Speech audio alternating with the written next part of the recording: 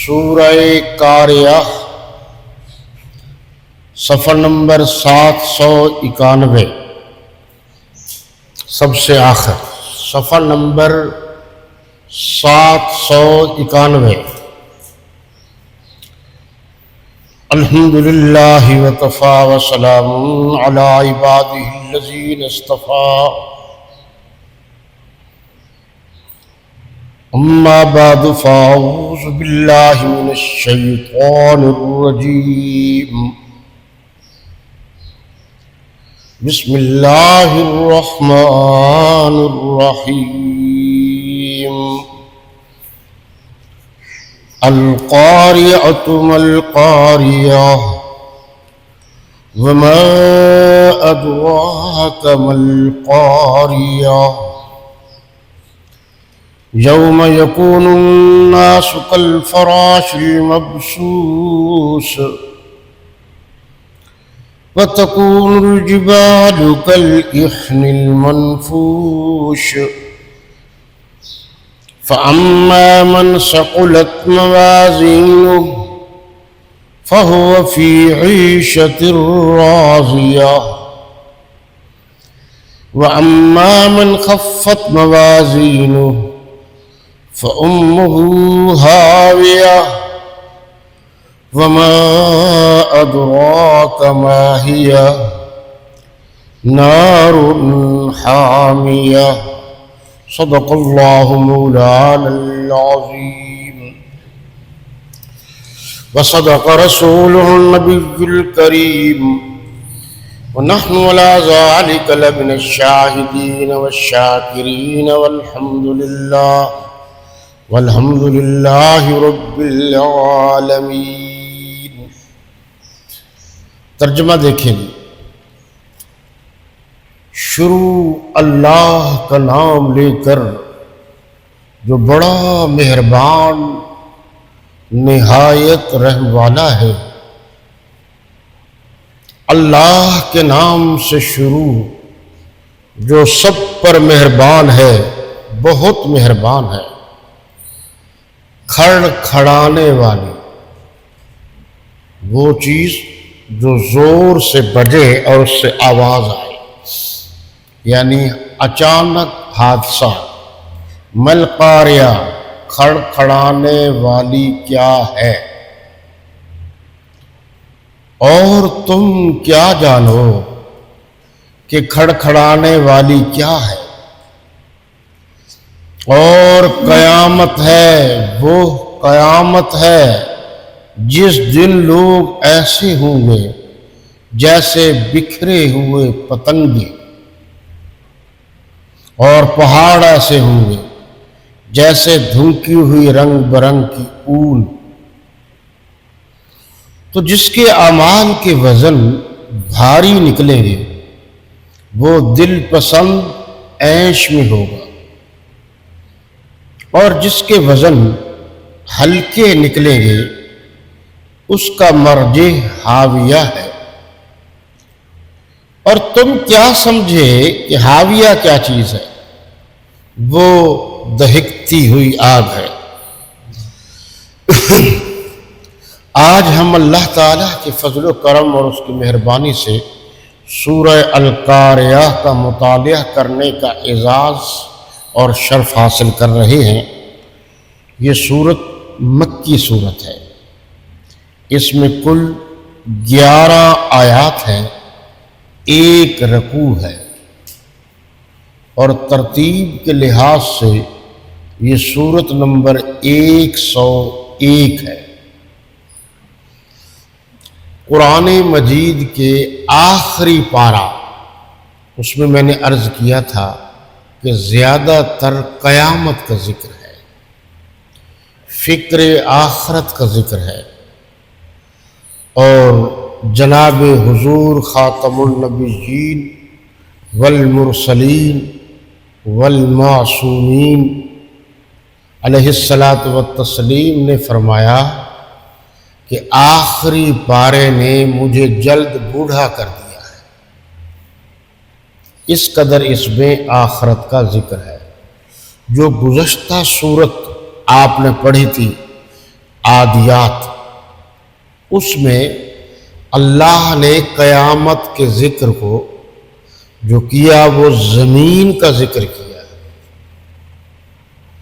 کہ زمین اس طرح اڑے گی جس طرح اون اڑتی ہے، اس کو لپیٹ دیا جائے گا۔ آج جس صورت جو ذکر ہے تو ذکر یہ بھی قیامت کا ہے، آخرت کی فکر کی بات ہے، لیکن اس میں خصوصی طور پر پہاڑوں کا ذکر کیا ہے۔ پورے قرآن مجید کا مطالعہ کیجئے تو آپ کو پہاڑوں کا ذکر بھی آئے گا، زمینوں کا ذکر بھی آئے گا، آسمانوں کا ذکر بھی آئے گا، ستاروں کا ذکر بھی آئے گا، سورج کا ذکر بھی آئے گا، چاند کا ذکر بھی آئے گا، ہوا کا ذکر بھی آئے گا، خلا کا ذکر بھی آئے گا، دریاؤں کا ذکر بھی آئے گا، سمندروں کا ذکر بھی آئے گا، نباتات کا ذکر بھی آئے گا، جمادات کا ذکر بھی آئے گا، شجرات کا ذکر بھی آئے گا، حجرات کا ذکر بھی آئے گا۔ کوئی چیز ایسی نہیں جس کا ذکر نہ ہو قرآن میں، اور کوئی دانہ ایسا نہیں کہ جس پر اللہ نے یہ نہ لکھا ہو کہ یہ کس کے نصیب میں ہے۔ وَمَا مِن دَابَّةٍ إِلَّا عَلَى اللَّهِ رِزْقُهَا، یعنی کوئی کم سے کم جانوروں کی چیزیں بھی، چھوٹی سے چھوٹا جانور بھی ایسا نہیں کہ جس کو اللہ رزق مہیا نہ کرتا، سب کو اللہ رزق مہیا کرتا۔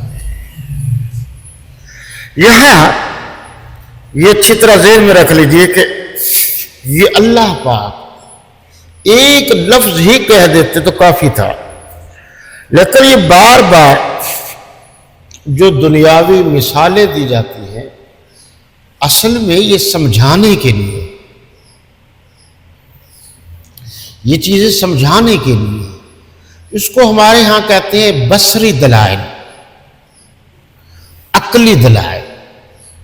قرآن پاک کا آپ مطالعہ کیجئے، ایک ہے نقلی دلائل، نقلی دلائل یہ ہے کہ اللہ رسول نے فرما دیا کافی، ایک ہے عقلی دلائل کہ جو دنیا میں چیزیں پائی جاتی ہیں اللہ تبارک و تعالی ان کا ذکر کرتے ہیں تاکہ میرے بندے کو بات کے سمجھنے میں آسانی پیدا ہو۔ جیسے ہم پڑھانے کے دوران بچوں کو کسی چیز کی مثال دے کر سمجھاتے ہیں تاکہ جلدی سے یہ بات ان کے دماغ میں سمجھ میں آ جائے۔ یہ پہلا لفظ ہے جی، یہ جو دو لفظ ہے پہلے، یہ اللہ نے یہ دو لفظ پہلے بول کر پوری توجہ حاصل کی کہ تم بہانہ نہ بنانا کہ ہم اس وقت سن نہیں رہے تھے۔ یہ سنانے کے لیے، توجہ دلانے کے لیے بعض اوقات استاد کہہ دیتا ہے بیٹا میری طرف دیکھو، حالانکہ وہ کسی کا نام نہیں لیتا، اس کا مطلب ہوتا ہے کہ توجہ اور زیادہ ہماری طرف ہو جائے کہ جو مشکل بات میں سمجھا رہا ہوں ان کو یہ سمجھ میں آ جائے۔ تو قرآن نے کہا القاریہ، کھڑکھڑانے والی چیز۔ اب کھڑکھڑانا کیا ہے؟ جس کو ہم بجنا کہتے ہیں، کوئی چیز کسی کے ساتھ لگے اس سے جو آواز پیدا ہوتی ہے، یہ کھڑکھڑانا ہے۔ اصل میں یہ جو تراجم لکھے گئے ہیں یہ 100-200 سال پہلے کے لکھے ہوئے ہیں، تو اس دور میں جو اردو تھی وہ الفاظ آتے ہیں، تو بعض تراجم کو تو تبدیل کیا گیا ہے، جدید الفاظ اس میں استعمال کیے گئے ہیں، لیکن بعض وہی کے وہی ہے۔ تو وہ مفہوم جو ہے نا اس کا صحیح مفہوم لینا چاہیے۔ کھڑکھڑانا اچانک کوئی حادثہ پیش آ، آواز پیدا ہو۔ یہ بھی لکھا ہے کہ جو نفخہ اولا تھا، جو پہلا سور پھونکا جائے گا، اس کے بعد جو ہے نا افراتفری ہو جائے گی۔ اس سے مراد وہ مل قاریہ، کیا ہے کھڑکھڑانا؟ دیکھیے جی یہ جو ماں ہے یہ استفہام کے لیے ہے، اس کو ہمارے ہاں کہتے ہیں استفہامیہ جملہ. اس کا مطلب ہوتا ہے کہ کیا ایسا نہیں ہے؟ یہ بھی توجہ کرنے کا اور دوسروں کو متوجہ کرنے کا ایک انداز ہے. القاریہ کھڑکھڑانے والی چیز. ملقاریہ کون سی چیز کھڑکھڑانے والی؟ اب یہ دو باتیں کر کے پھر قرآن نے کہا وما ادراک ملقاریہ. تمہیں کیا معلوم کہ کھڑکھڑانے والی چیز کیا ہے؟ یعنی قیامت ہے. دیکھو یہاں ماں پھر ہوئی کیا ہے اس کے بعد، لیکن عام طور پر عربی میں جو ماں کا لفظ آتا ہے وہ نافیہ کے لیے آتا ہے، منع کرنے کے لیے، روکنے کے لیے، نہیں کے لیے. تو اس لیے ہر جگہ پر عربی کے ایک لفظ کا ترجمہ ویسے نہیں ہوگا. ہر جگہ عربی بڑی فصیح و بلیغ زبان ہے، ایک ایک لفظ کے سینکڑوں الفاظ ہیں. ابھی آپ ایک شعر کا لفظ لے لیجئے تو آپ کو عربی میں 100 سے زائد الفاظ ملیں گے.